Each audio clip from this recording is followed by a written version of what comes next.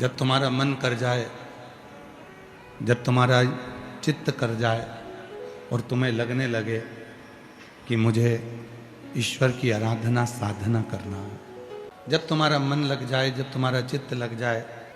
जब तुम्हारी चित्त वृत्ति में यह बात बैठ जाए कि हमें ईश्वर की साधना करना है, फिर हमें उम्र नहीं देखना। अब कई लोग कहते हैं कि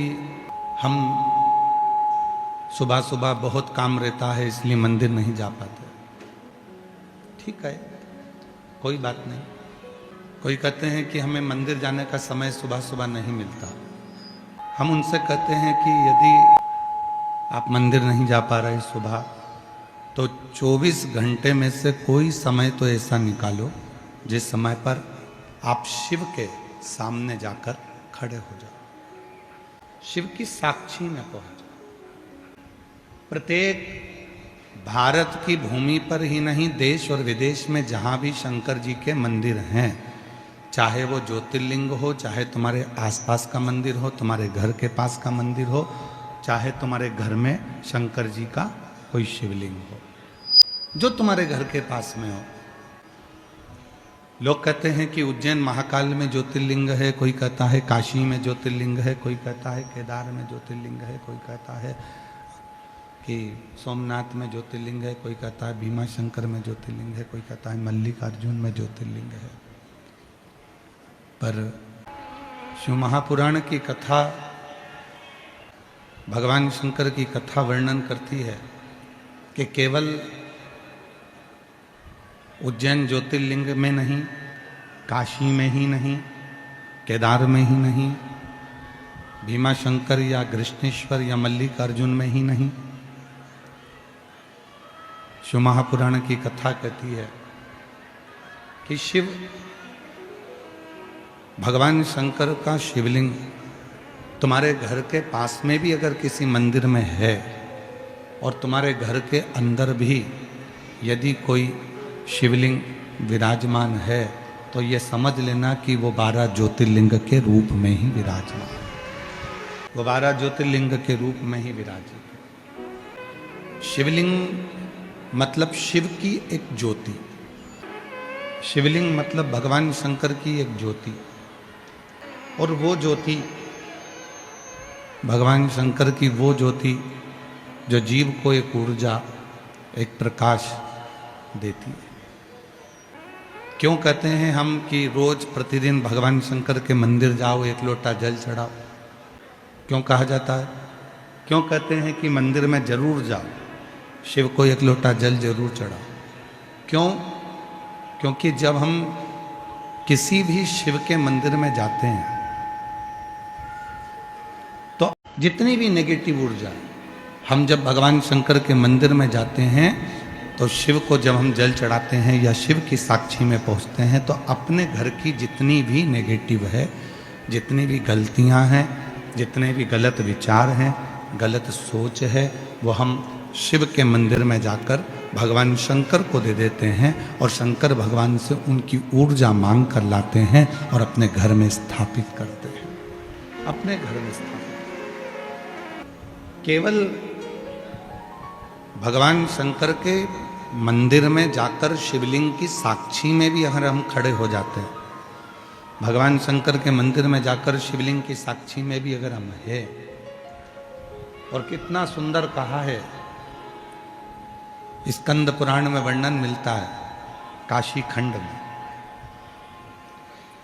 स्कंद पुराण का काशी खंड कहता है जहां शंकर भगवान का शिवलिंग विराजमान होता है, वहां से 100 हाथ की नपती कर लो। जैसे तुम्हारे घर में अगर शिवलिंग है, तुम्हारे घर के मंदिर में शंकर भगवान का शिवलिंग है, तो 100 हाथ की नपती कर लो। चारों तरफ 100 हाथ की नपती करोगे, उतनी जो दूरी है, उस दूरी में आप भूलवश भी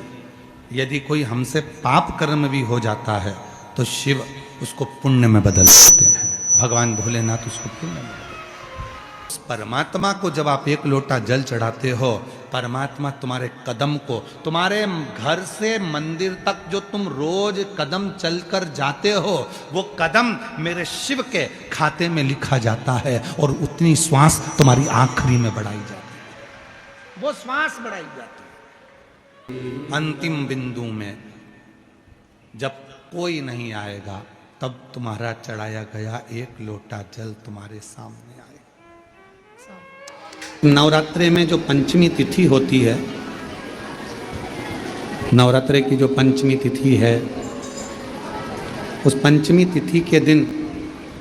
अशोक सुंदरी का जो स्थान होता है उसको समझिएगा थोड़ा सा। जैसे ये शिवलिंग है और ये जलाधारी है भगवान शंकर की, ये शिवलिंग, ये जलाधारी, और जलाधारी में जो जल बहता है उसमें बीच में जो मोटी सी लाइन रहती है वो अशोक सुंदरी होती है। जैसे कई बेटे हैं, बेटियां हैं, कोई व्यक्ति व्यापार चालू कर रहा है, कोई व्यक्ति अपना नया भवन निर्माण कर रहा है, नए भवन में जा रहा है, या कुछ अच्छी दुकान खोलना चाह रहा है, कोई अपने लक्ष्य पर पहुंचना चाहता है और पहुंच नहीं पा रहा। माँ आदिशक्ति की पूजन की जो पंचमी तिथि होती है, इस पंचमी तिथि पर अशोक सुंदरी वाली जगह पर, जो अशोक सुंदरी का स्थान है, वहाँ पर लाल पुष्प एक समर्पित करें। जो जलाधारी है, माँ पार्वती, जगत जननी, जगदम्बा, अम्बा, भवानी मैया, दुर्गा का हस्त कमल, इस पर 7 जगह पर कहीं पर भी लाल चंदन की बिंदी 7 स्थान पर कहीं पर भी रखें और एक लोटा जल शिव जी को पंचमी के दिन, नवरात्र पंचमी के दिन, कामना करते हुए उत्तर की ओर मुख कर कर, अर्थात यहाँ बैठते हुए शिव जी पर जल चढ़ाना प्रारंभ करें और अपने मन की कामना कहकर बाबा के पास में जो लाल पुष्प समर्पित करा है, उस पुष्प को अशोक सुंदरी वाली जगह से वापिस लेकर आ जाए। जिस लक्ष्य को आप पाना चाहते हो, अच्छी पढ़ाई कर रहे हो, खूब अध्ययन कर रहे हो, खूब मेहनत कर रहे हो, खूब पढ़ो, कोई दुकान खोल रहे हो, व्यापार चालू कर रहे हो, कोई नया कार्य चालू कर रहे हो, उस पुष्प को अपने स्पर्श कर कर या उस पुष्प का दर्शन कर कर आप एक बार जाकर देखो, आपको उस मंजिल तक माँ आद्य शक्ति, दुर्गा, भवानी, शिव पहुंचा कर शंकर। और एक निवेदन करूं आप लोगों से कि बन सके